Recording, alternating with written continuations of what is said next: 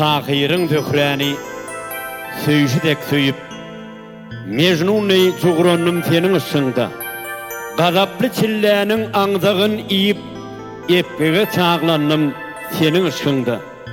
sen gulayım men garşyňda neçebiň sypalap sen gara saçlaň seçegin duyman gallym ýyllaň nädip geçenin kakabaş oglannım senin ışığında özgäniň derdine yüregim gyýylyp özgäniň bagtyny yüzüme syýylyp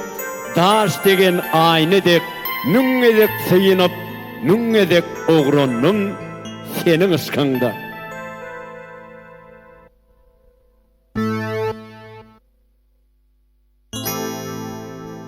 Kara saçın dökülüpdür döşüňe ne fewdalar düşdü meniň başyma barın aýdyň kara gözlü ýaryma ýaryma aýranyp hasraty düşdü başyma barın aýdyň kara gözlü ýaryma ýaryma aýranyp hasraty düşdü başyma. Sağ ola.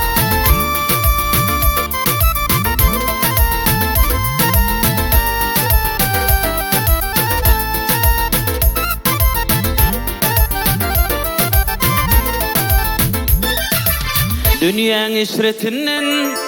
gidirdim seni tapsam berin bu şirin zany nüçün ukladym men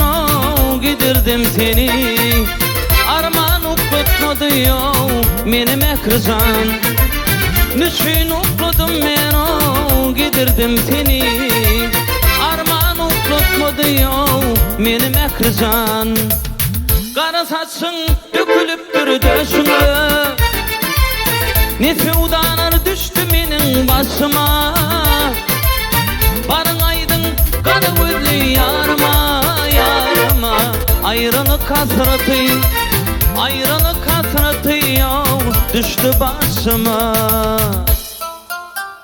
Hawa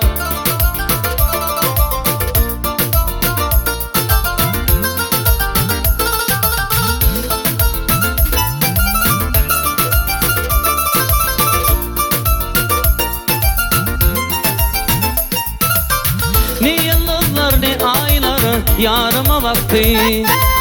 ayrılık hasreti yok aşığı yaptı dünya 5 gün yalancı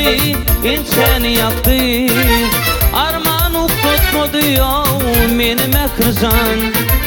dünya 5 gün yalancı insanı yaktı arman uklatmadı meni mehrijan kara saçın dökülüpdür döşüňe ne fewdalar düşdü meniň başyma barın aýdyň kara gözlü ýaryma ýaryma aýranyp hasraty düşdü başyma barın aýdyň kara gözlü ýaryma ýaryma aýranyp hasraty düştü başıma.